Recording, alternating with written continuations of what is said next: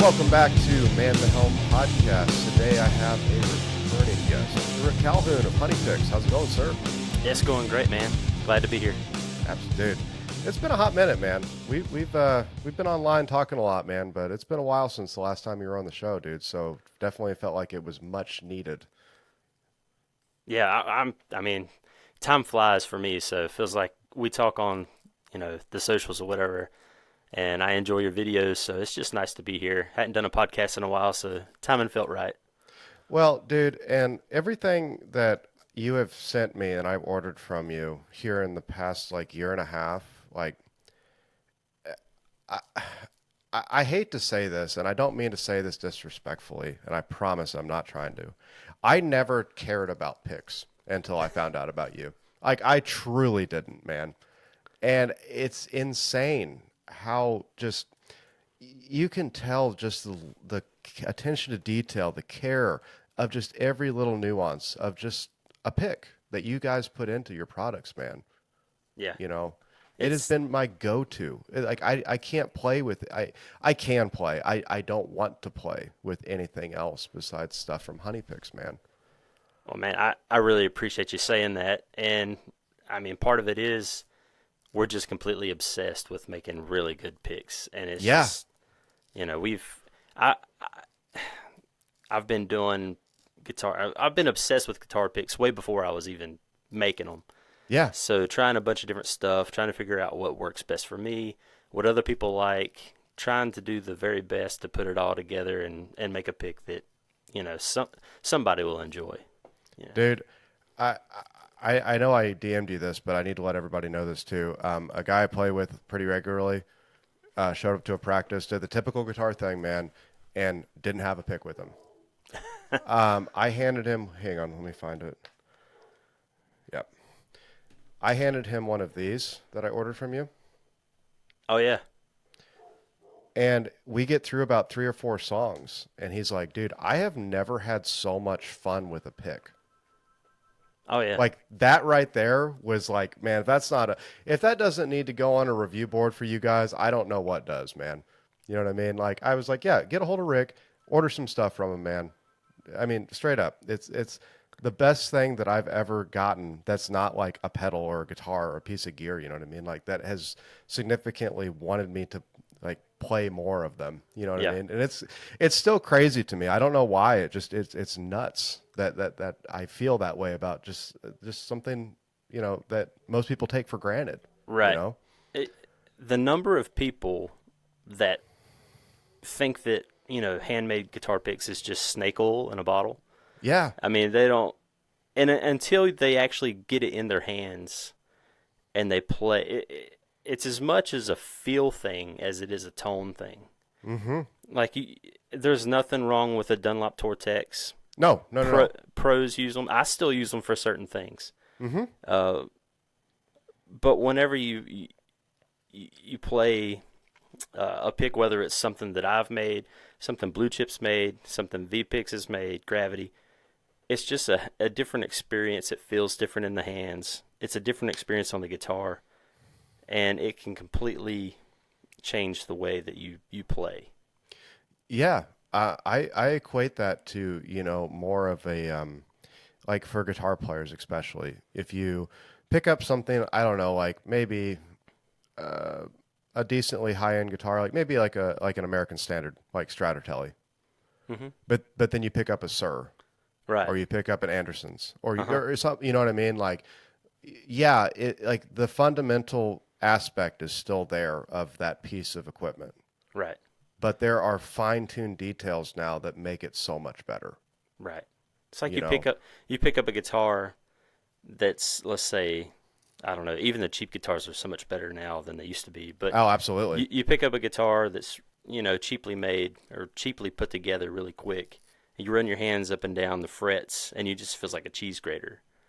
Or you look at the action, the intonation's off, or just the tuners, you'll tune a little bit and then it'll jump real quick, or Yeah. Yeah. just little things like that. And then you like you said, somebody like a Sir or a Novo or something like this.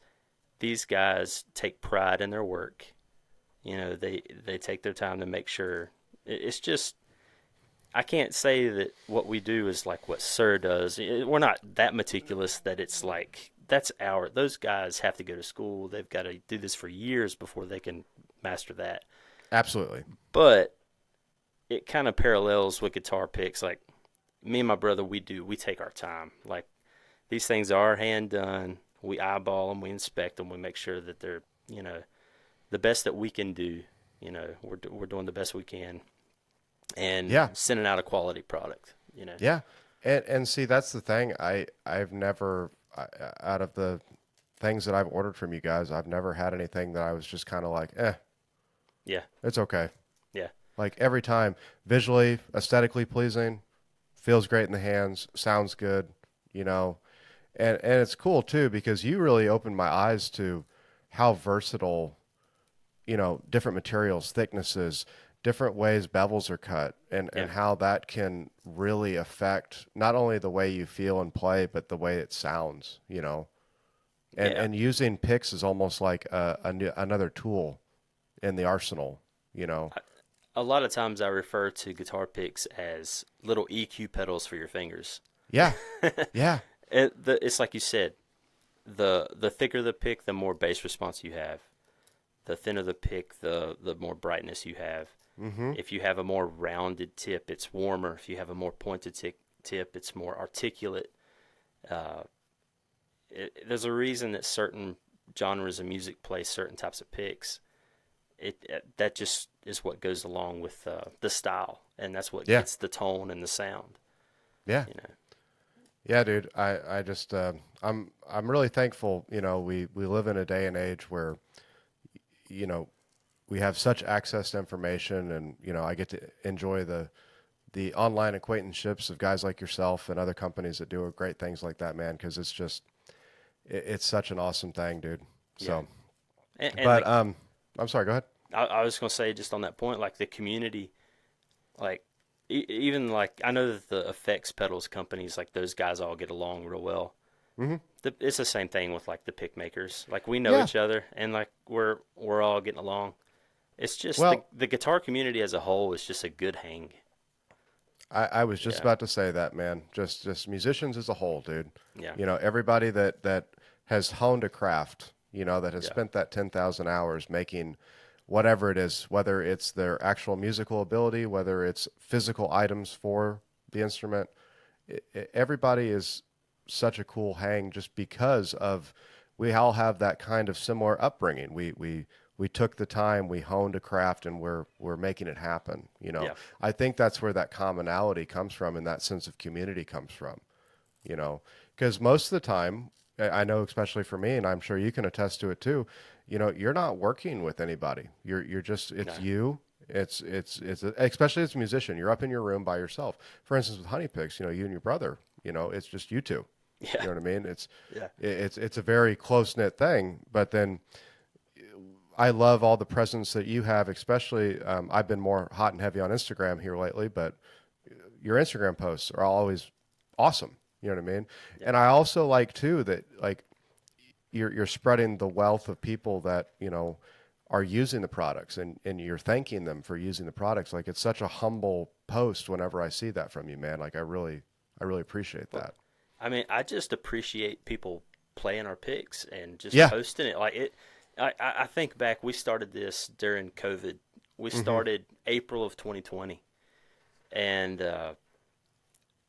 just back if you would have told me back then that we're making thousands of picks and selling to thousands of people, and people are writing me telling me that they love my picks and they love the work that we're doing, thank you. I had somebody today just sent me a message, said, I've got nerve damage in my hand, and the only pick that works for me is a thicker pick that you make that doesn't hurt my. And that right there, like, that's why I do it, man. It just that gives me, all the happiness in the world to know that something that I made is helping somebody enjoy the gift of music. Absolutely. You know. Yeah, dude. Yeah. It's a labor of love that you're starting to see the fruits of your labor now, man, Oh with yeah, comments and stuff like yeah, that, dude. yeah. That's why we do it. I mean, and I enjoy that we're still small enough that people message me and they want something custom, and we'll email back and forth, and I'll try my best to get them exactly what they want. The way that process goes is real simple. You just email us, and we'll talk back and forth. If you want to put your logo on it or name on it, or you want something crazy, I mean, that's where my brother comes in. Now, my brother Andrew, he doesn't play guitar, but the dude is a genius when it comes to the design work on like the laser, the CNC, putting all that together. He's the one that cuts everything out with the machine, and then after he cuts everything out with the machine, I will do a rough bevel, and Mm-hmm. then we both finish everything by hand. Yeah. And but yeah, like that process is really fun, and it's a process that like I'll look and I use Shopify as our sales thing, our website. And what's I can remember these same names. It'll say so and it'll say 17 prior orders. Mm-hmm. And it's a relationship that you have with the customers. It's like, oh man, this guy is still supporting me. He was one of my very first customers from back in 2020 that put faith in me when I was nobody. Yeah. And I mean, I'm still such a small little itty bitty speck on the guitar space. So every single order, every single customer, it means that much to me. Oh It's yeah. just it's huge, and I don't take it for granted. I'm thankful for all of it. You know. Yeah. Well, listeners, I can attest to. I don't know how well you'll be able to see this. This is a custom pick that I ordered from Rick. Probably what, about maybe a year and some change ago.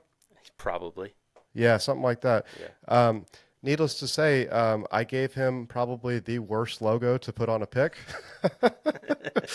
but we got it done, man. And see, that's what I'm talking about. And it was a simple process of not on their end, obviously, but on my end of just hey, man, this is what I'd like to do. If you could do it, that'd be awesome. And next thing you know, I'm getting some custom made picks sent to my house. You Yeah. know, it was awesome. Yeah. You And know, sometimes ideas from customers for custom picks gets my brain rolling and thinking, oh, this might actually be pretty sweet to implement as a standard. yeah. And sometimes customers have great ideas. Well, they're the players. They're the Mm-hmm. ones that are playing every day. They come up with an idea that I haven't thought of, and it just makes sense. And then I'm like, Yeah. yeah, we should offer that. You know, Yeah. Well, it helps out a lot, man, because I mean, like I said too, with you being small as you are, you're taking up most of your time just making and trying to fulfill these orders. The creative juices, I'm sure, are kind of hard to get flowing sometimes when you got to kind of keep that up. You know what I mean? yeah. Well, that's like I can tell you this. I love guitar. Before I started Honey Picks, I started working Honey Picks. I was playing guitar every day, as much as possible. I got three kids and a wife, so as much as I can with that. Absolutely. But when Honey Picks started and we started, you know, pretty much working two full-time jobs, there's Mm-hmm. only so much time I can play guitar, and so I play as much as I can. I play at church, so Mm-hmm. most of my practice is pretty much towards for what we're going to play at church. But I really enjoy playing guitar, and I really wish that I got to play more. But I enjoy watching other people play my picks and playing guitar and hearing what they have to say. So I kind of get a little bit of my the least amount I play on guitar. At least I can get that fulfillment from people that play and share it with me. You Yeah, know, get a little of that vicarious, live right, through sort of thing. You know what I right, mean? Well, but the practicing at church thing, man. Like I think I play when I'm teaching up in I teach at a shop in Hopkinsville, Kentucky, and that's a very big. A lot of the guys and girls that come in there are people that are playing at on worship teams and at right. churches and stuff like that.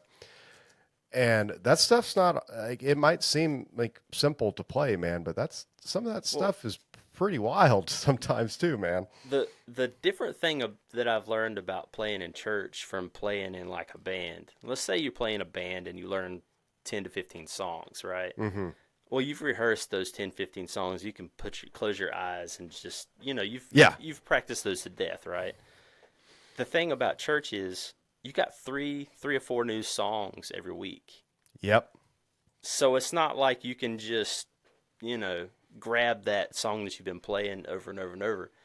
You got this new song, and you're playing the lead part, so you got to play all the new lead stuff, and it's a challenge, but it's fun. Like it, that's the fun part, Oh yeah. of learning it, of figuring it out. And I'm sure you're the same way. Like you've been playing for a long time, and I mean, you're a super gifted guitar player. But I can listen to the song, and in my head, I'm kind of already mapping out like where it's at on the fretboard, like Yeah. because I don't have Hmm. the time to put the time in playing it that much. So I'm going ahead and just listening to it and really, really thinking about it. Where is it at? What tones are they using? What kind of pedals am I going to use? Which pick am I going to use? Hmm. And but it's fun, and I enjoy it. You know. Yeah, dude.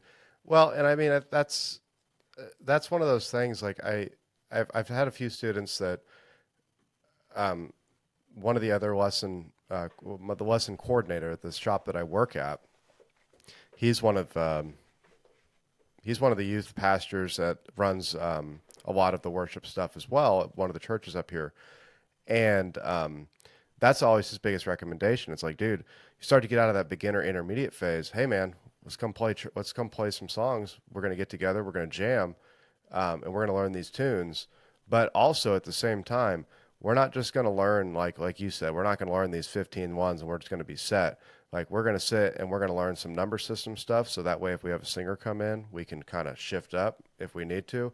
We're gonna make sure we're able to kind of use our ears a little bit and like you said kind of already have like a game plan of like, okay, I feel like it's about right here on the fretboard, you Right. know what I mean? Yeah.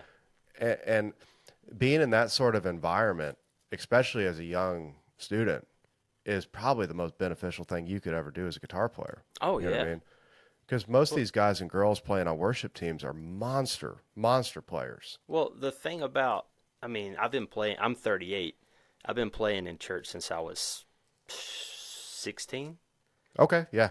and I just started playing guitar when I was 50. I taught myself guitar at 15. Started Hmm. playing at 16. So here you are.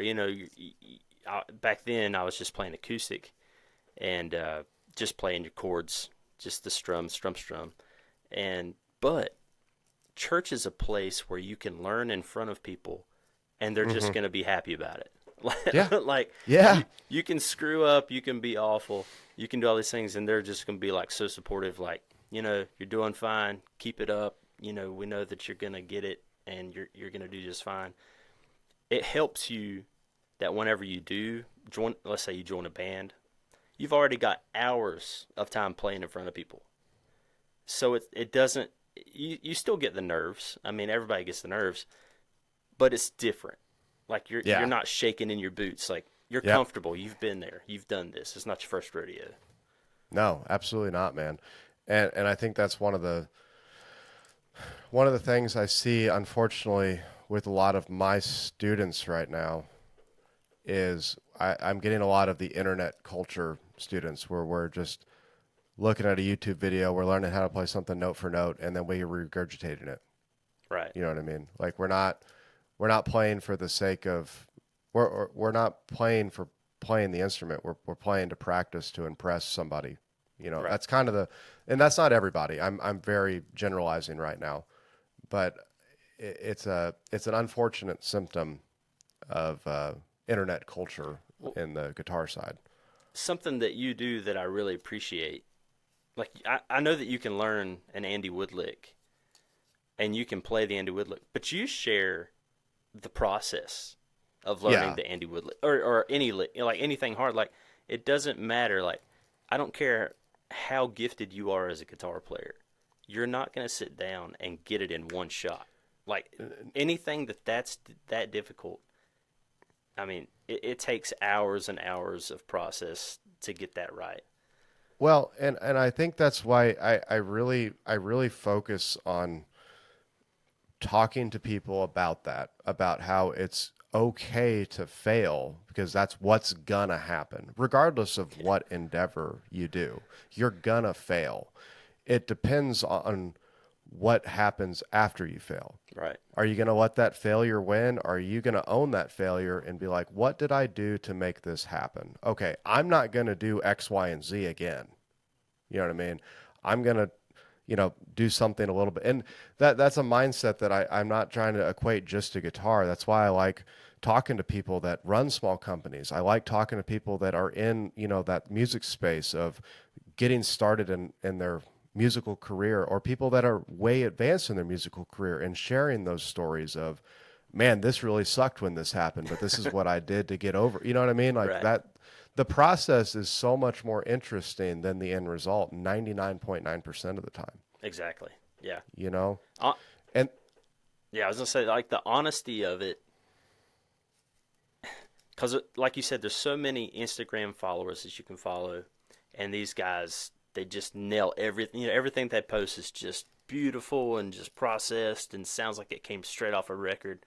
You know, but it doesn't show you the process that got there. Like no, it puts a it if you're just starting to play guitar and you see all these guys and you're like, I'm just never gonna be there. There's just yep, nothing I can do. I will never get to that level.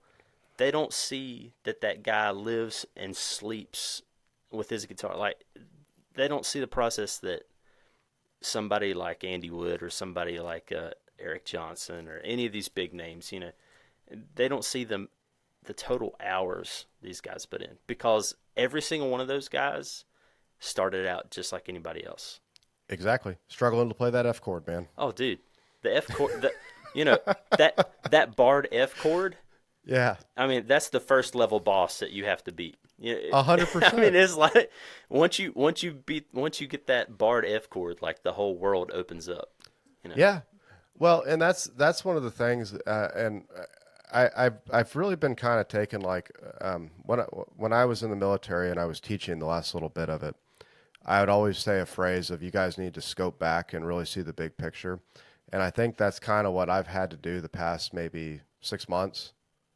Is I've been kind of looking at everybody and trying to figure out where I'm going to fit in to Right. that sort of space. You know what I mean? And it's really important to kind of do that every now and then.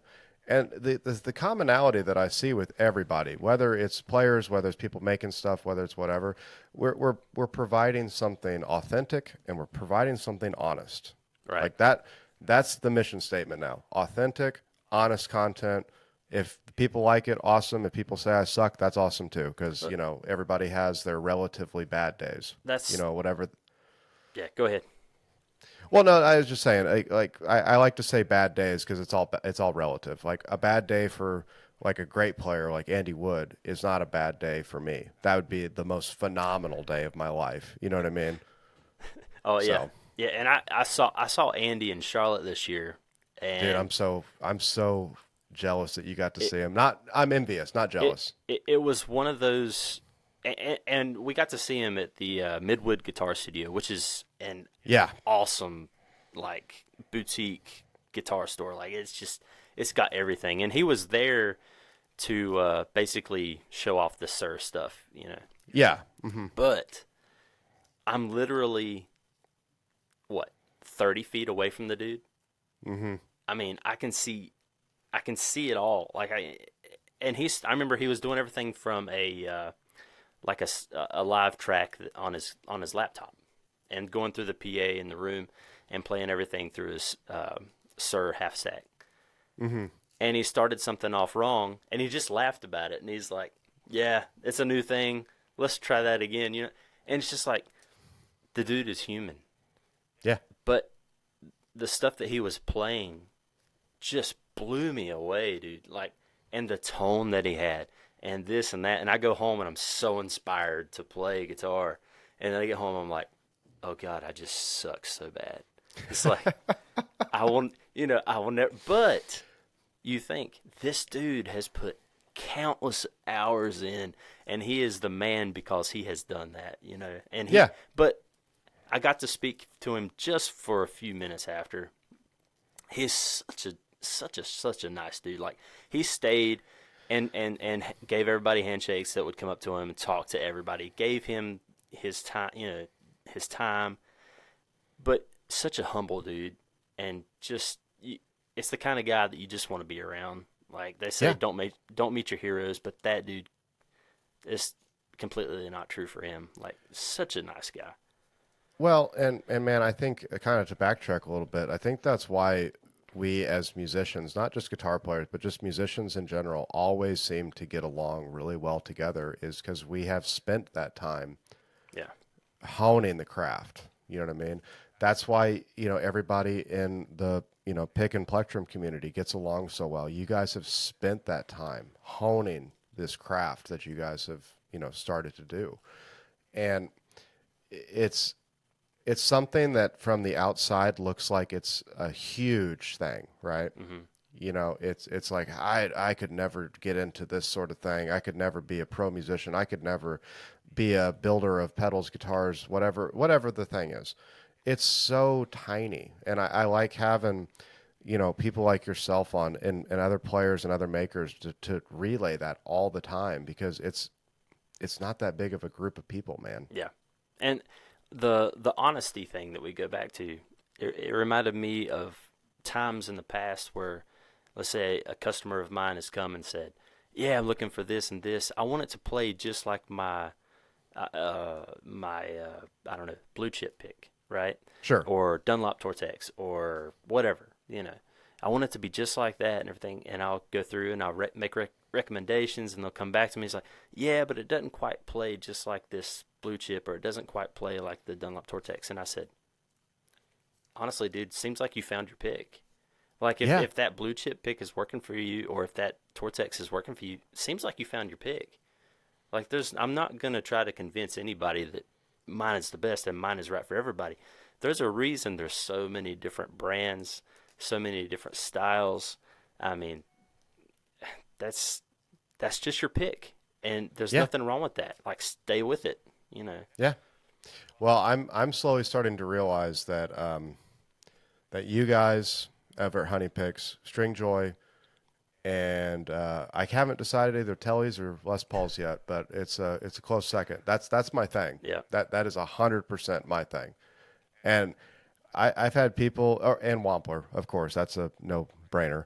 But yeah, I've had people online, man. It's so funny, and I don't pay much mind to it, but it's like, oh man, they make other stuff besides blah blah blah. It's like, yeah, I know. I really like this though. yeah, and You know. it's one of those things too. Like you said, Wampler, like Brian's is just he's a class act, man. He's a good Yeah. dude. Like, he's one of those guys that he's just a player who's really Mm-hmm. good at building effects pedals. Like, Yeah. there's no ego in the guy.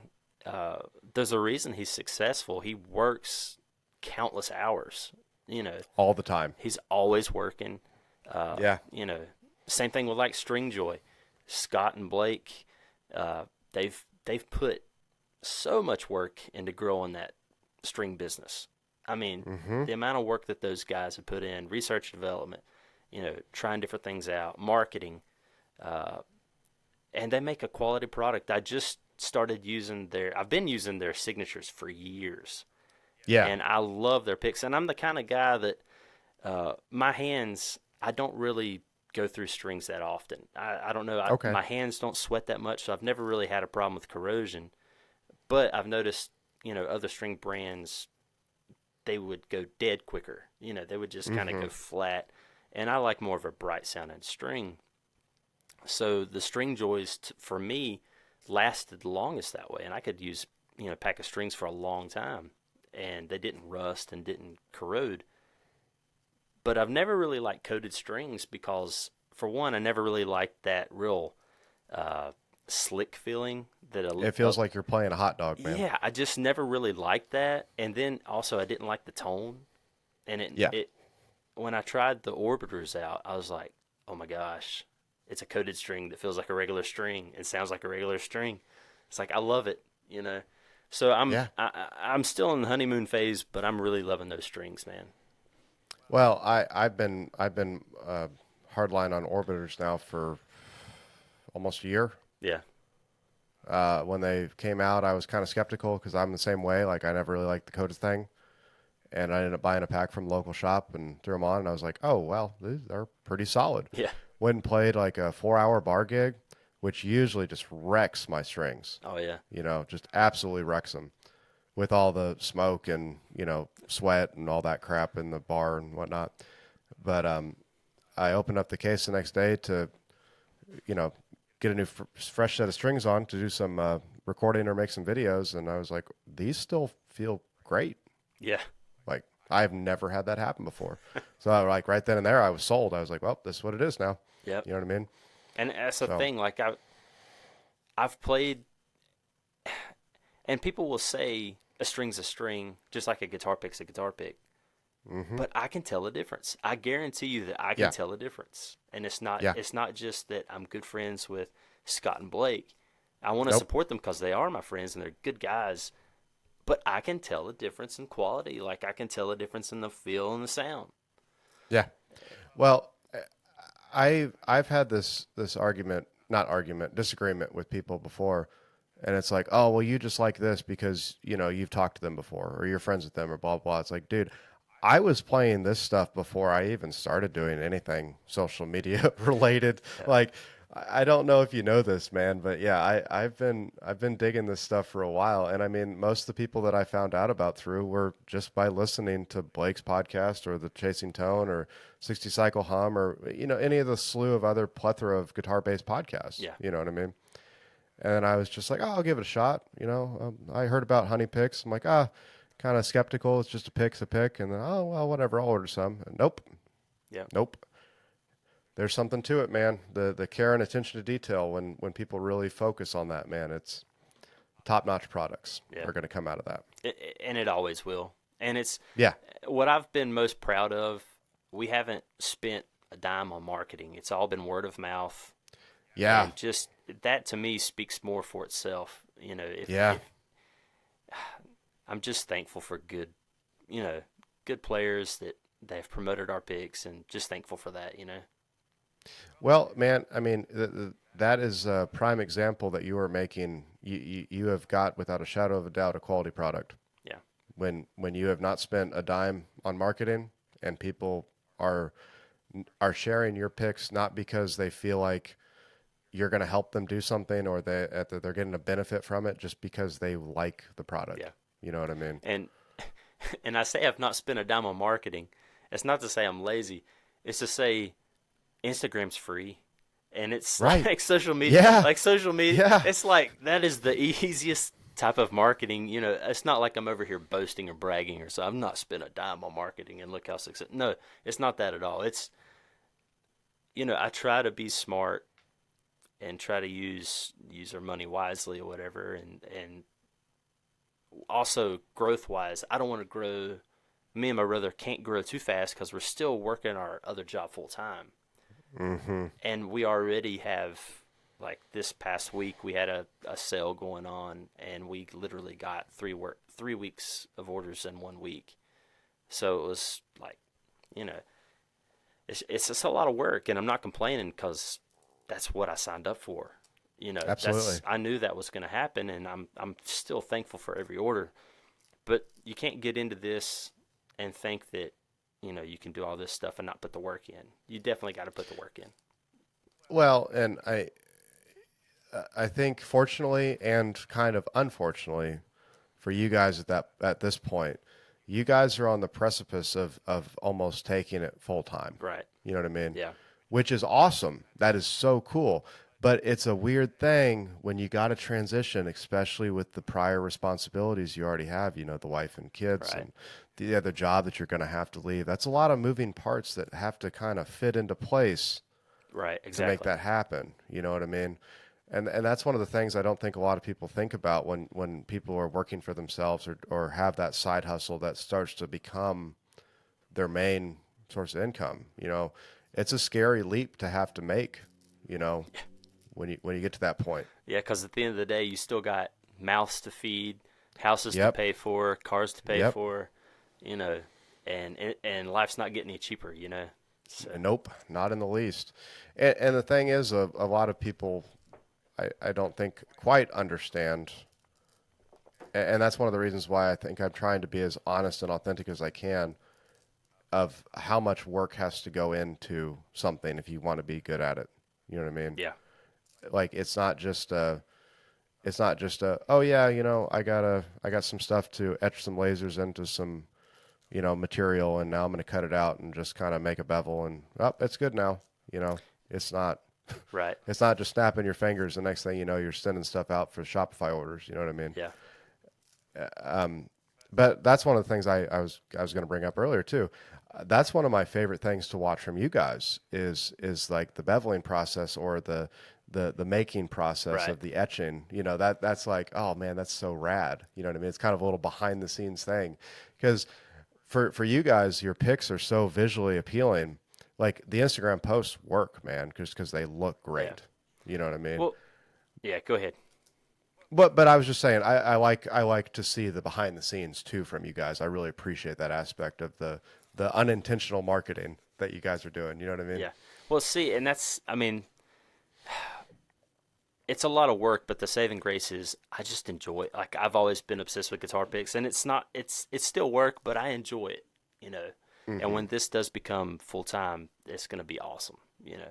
Yeah, But like you said, the reason I started doing the behind the scenes is I think people don't they see how much a boutique pick costs or a handmade pick cost, and they're like, it's just a guitar pick. I'm used to paying a quarter for these things. It's not worth it. You hmm, know, I want to show people that there are a lot of steps in making a guitar pick, and there's a lot of hands-on, a lot of preparation that goes in to making these things. And I want people to understand it costs this for a reason. You yeah, know, I wish I could sell them for 25 cents, but sure, it's just not feasible. You know, when you put in so much time and effort into it, you have to charge. You know, and I try to charge the least amount. Like I seriously try to keep my prices as low as possible on everything. yeah, I want everybody to be able to uh, enjoy our picks, and that's why we have different materials, because different materials cost different.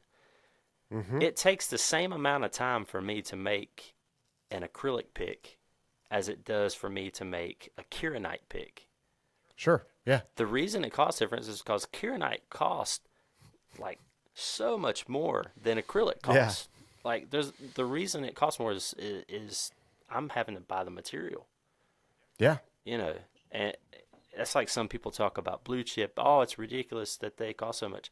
You don't realize blue chip is using a material called Vespel, and Vespel is thousands, like $1,000 a sheet.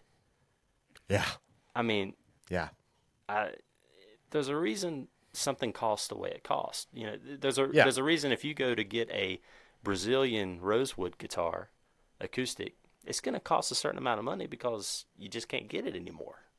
yeah. It's just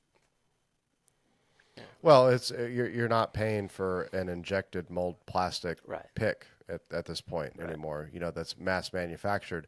Yeah, if you want to go get like a 30 pack of Jazz threes, yeah, sure, you can go get that relatively inexpensive, and you're going to lose them all, and they're going to be in your dryer by the end of the yeah, day. If you're doing your laundry, you know what I mean. yeah, But that's the other thing I thought was funny. One of a close friend of mine was talking to me when I first ordered some stuff from you guys, and they're like, "Oh man, it's going to be a shame when you lose them." I'm like, well, that's like saying it's going to be a shame when I lose one of the numerous overdrive pedals I have, yeah, man.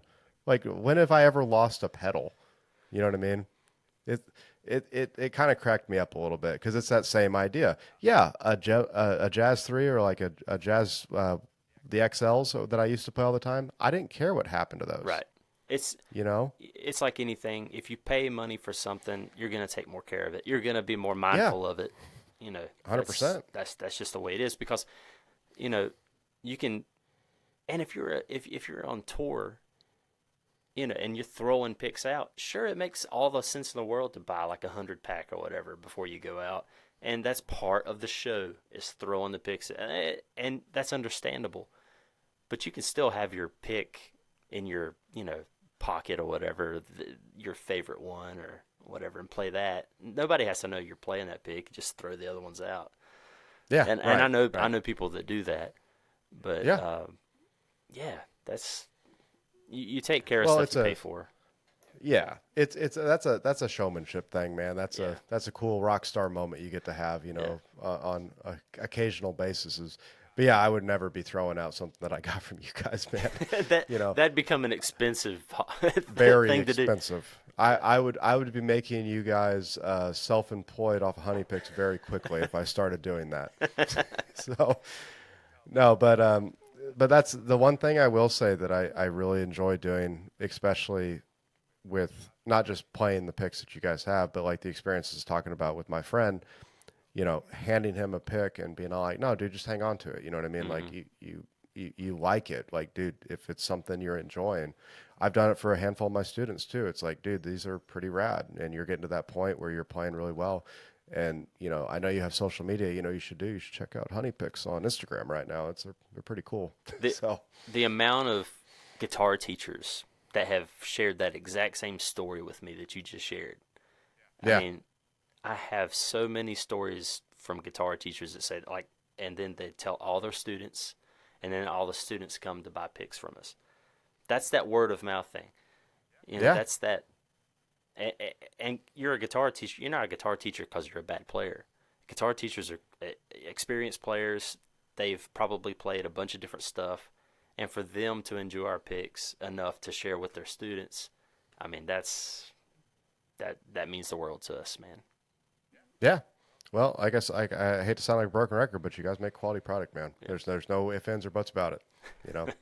So, and when it comes down to it, man, every time I see you guys drop a new post or you guys talk about maybe some new material getting, I'm immediately going to the website, checking out what you got, and most likely gonna fill up the cart and see what I can do for an order, man. Right. You know, Yeah. so Well, that's fun for us too. Like I like to look at different materials, and somebody's always asking for more materials, and honestly, I feel like we offer quite a bit a lot, different yeah, you do, materials, and like and it's funny, somebody said to me, I don't know why you have a custom shop, because your website basically is a custom shop.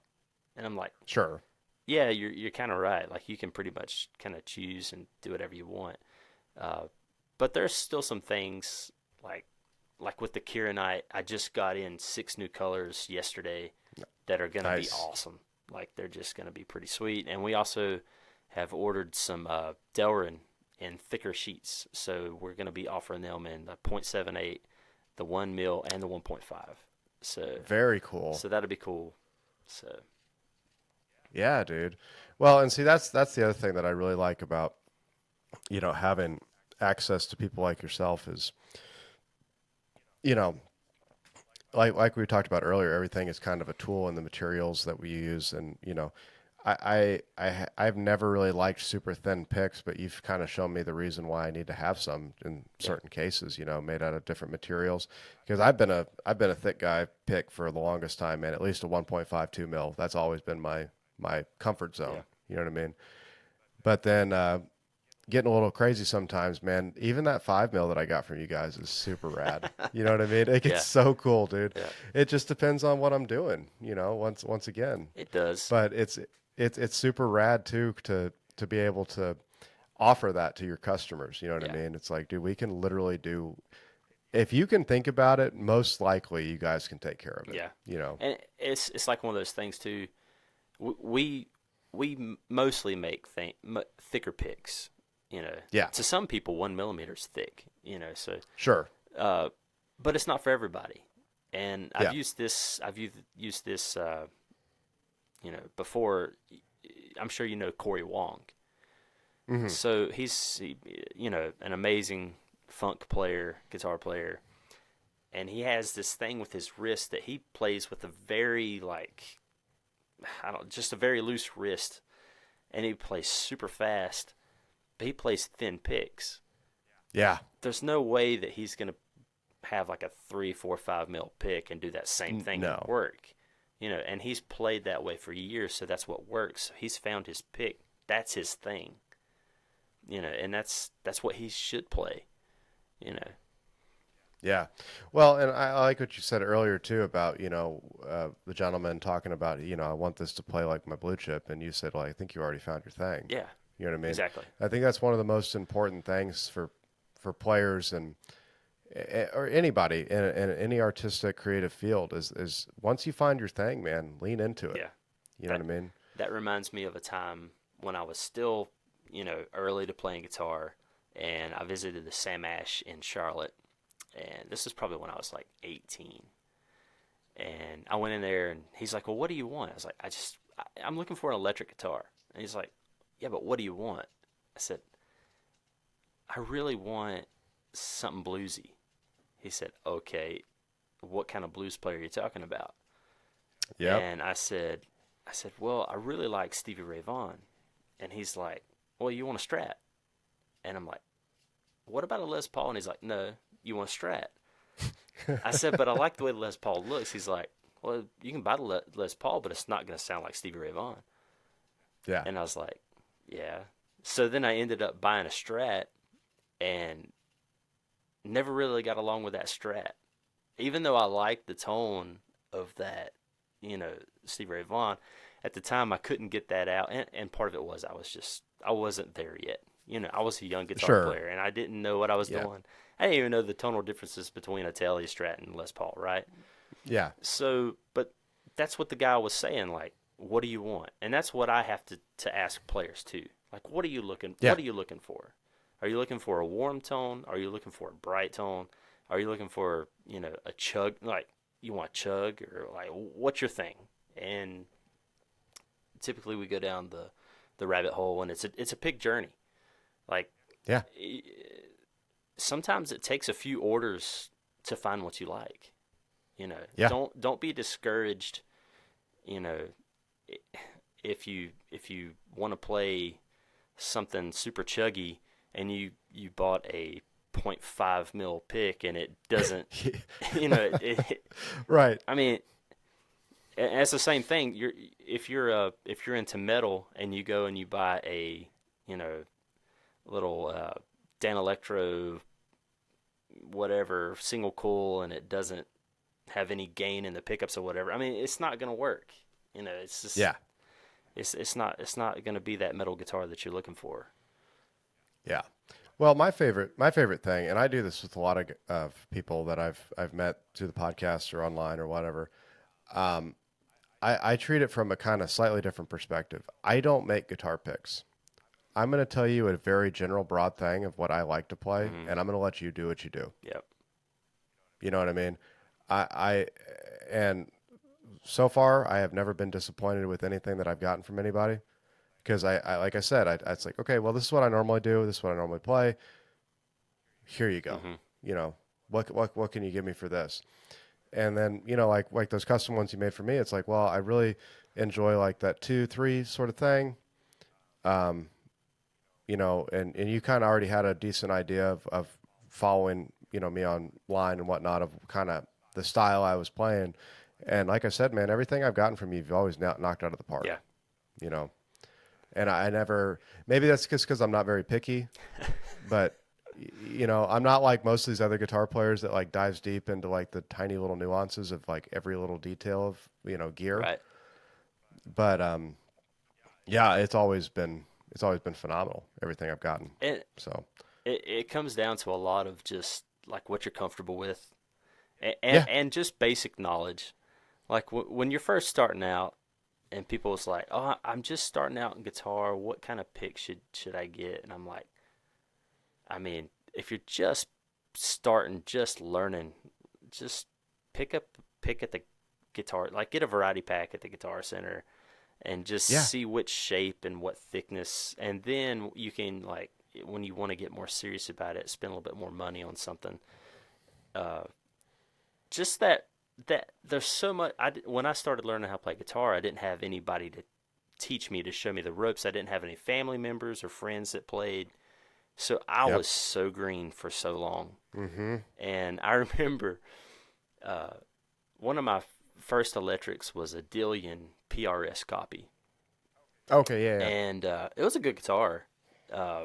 But I was at this time I was into jazz. And Okay. and Yeah. I'm like, I want flat wounds on this guitar. And so I went and I bought, like, I had nines on this guitar, and I went and bought flat wound 11s. Okay. I didn't even know. I Okay. didn't even. Yeah. I'm so young. So green. I have no idea. I put them on. the bridge on my guitar goes chink, just like that. And Yep. I'm like, what did I do? I broke my guitar. I don't know. So you know what I did? Zip tied the spring shut so it brought the bridge back down. Hey, if but it's stupid but works, it's not but I stupid, mean right? that's how green you can be, and just how Yeah. oblivious Yeah. to simple things you can be if you've never been taught. Well, and that's one of the things I try to impart, especially in person during like lessons and stuff like that. You know, if you're when we start to get past like that beginner phase, now we're going to start talking about, like utilizing your volume tone knobs, utilizing how to dial in an amp, how to find the setting on this pedal that really like you love, Hmm. that sort of thing that nobody really talks about. And I think for good reason because it's so very subjective. Like you can't sit on a YouTube video or an Instagram post and be like, "This is how you dial in an amp." No. You know what I mean? But if I'm in the room with you and I'm hearing you play with your gear, and I'm like, hey man, you know, I'm gonna mess around with some of this EQ real quick. Tell me what you like, and you can see it immediately when they like spark up. Like, okay, that's it, Yep. that right there. This kind of EQ spread, you know.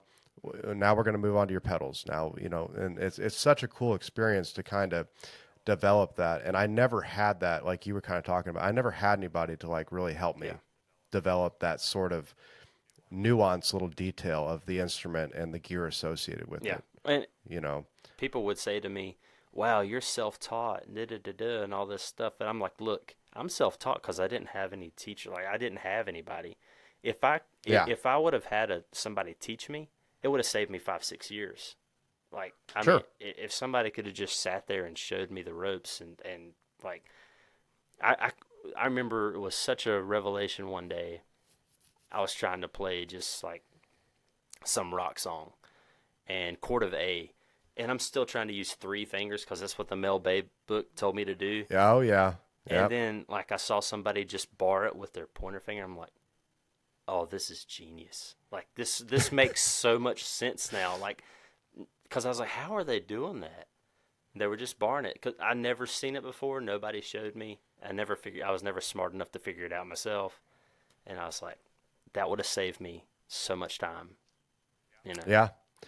Well, and that's one of the things I've had students, and that's what I will intentionally do. That I will show them how to play a chord, like for instance A, because what I would really like to do, I really like to make them think about what they have to do, not just regurgitate what I'm telling them, Right. right? So I will show them how to play that page one Mel Bay A major chord with the three fingers. And then once they start fretting it, I'll play it just barred. Mm, And I'll see them look at me and then look at them and look at me. And I'm like, there's not a wrong way to play this chord, man. Whatever easiest for you, right. you know, you know. And I have a few students that still prefer that three finger on the second fret sort of Right. thing. But I also have a lot of students that are just like, oh, man, forget that. I'm just barring that thing, calling it good. You know what I Right. mean? Like, there's no way. Yeah. You know. But that's one of the things that I'm trying to impart not only on students but like through any sort of content that I come up with, and that's one of the things to kind of go back to is like being honest and authentic. I don't mean to be I don't mean to single out anybody. I'm not going to say anybody's name, but I hate when I see some people teaching lessons where they're like, "Hey, we're going to talk about triads," and then they just fly up and down the neck. Rick Beato. Yeah, well, okay.